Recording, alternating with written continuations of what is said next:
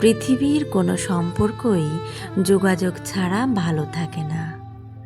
সম্পর্কে শারীরিক দূরত্ব কোনো বিষয় নয়, যদি সেই সম্পর্কে পরস্পরের সাথে নিয়ম করে যোগাযোগ রাখে, কথা বলে, সময় দেয় এবং মন থেকেই ভালোবাসে।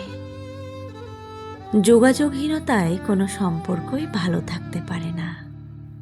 সম্পর্কে একে অপরকে ভালোবাসলে এমনিতেই যোগাযোগের পথ মসৃণ হয়।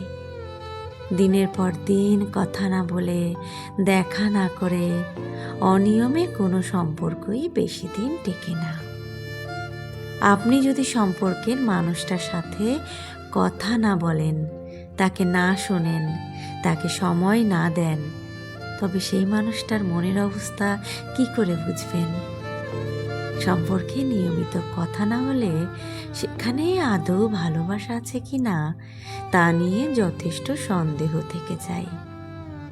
সম্পর্কে যোগাযোগহীনতা তখনই সৃষ্টি হয় যখন এক পক্ষের উদাসীনতা চরম আকার ধারণ করে, যখন গুরুত্বহীন হয়ে পড়ে সম্পর্ক এবং সম্পর্কের মানুষ।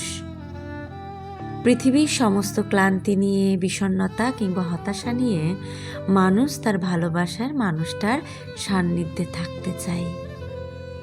সামান্য শান্তির আশায় ভালোবাসার মানুষটার পাশে থাকতে চায়। একতরফাভাবে সম্পর্ক কতদূর আর এগিয়ে নেওয়া যায়? এক পক্ষে যোগাযোগে আগ্রহে কখনোই সম্পর্ক ভালো থাকে না। সম্পর্কে উভয় পক্ষের আগ্রহে যোগাযোগের পথ সুগম হয়। উভয় পক্ষের ভালোবাসা, মনের টান কিংবা আকুতি বাধ্য করে দুজনকে নিয়ে ব্যস্ত থাকতে। আর যখন সম্পর্কে এক পক্ষ চরম উদাসীনতা দেখায়, তখনই ধীরে ধীরে যোগাযোগের আগ্রহ এবং রাস্তা বন্ধ হতে থাকে। নিয়মিত যোগাযোগ না করা, সময় না দেওয়া, কথা না বলা, এসবে মূলত সম্পর্ক ধীরে ধীরে নষ্ট হতে থাকে। আর তারপর সম্পর্কে উদাসীনতা, গুরুত্বহীন মনে করা, মানুষটার প্রতি আগ্রহ হারিয়ে ফেলার মতো ভয়াবহ সম্ভাবনা দেখা দেয়। যে সত্যি ভালোবাসে, সম্পর্কে ভেঙে যাওয়ার ক্ষত বা যন্ত্রণা সে নিতে পারে না।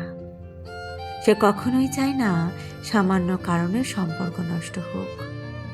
সে সম্পর্ক এবং সম্পর্কের মানুষটাকে আগলে রাখতে চায়। আর যার কাছে সম্পর্কের বিন্দুমাত্র গুরুত্ব নেই, মানুষটার প্রতি আগ্রহ নেই, সেই গাছাড়া ভাব নিয়ে সম্পর্কে থাকে। যোগাযোগহীনতায় ফেলে রাখে সব। তার কাছে সম্পর্ক থাকা আর না থাকা দুটোই সমান।